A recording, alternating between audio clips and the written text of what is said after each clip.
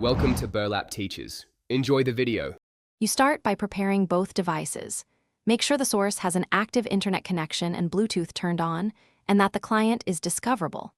Next, pair them using Bluetooth settings. Accept or verify the passcode when prompted so devices can trust each other.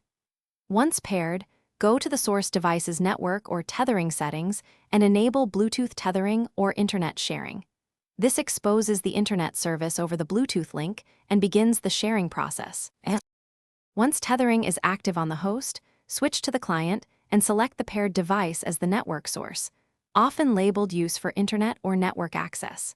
Make sure IP configuration is correct. Keep DHCP enabled for simplicity, or assign a static IP in the same subnet as the host if needed. Also verify link quality and range. Bluetooth works best within about 10 meters and can be disrupted by physical obstacles or low battery. So position devices and conserve power while you finalize settings. To finish, verify connectivity by opening a web page or pinging a reliable server. Check that DNS and gateway addresses are present.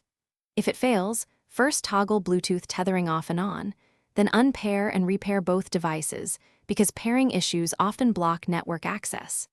Make sure Bluetooth profiles like PAN or Personal Area Network are allowed.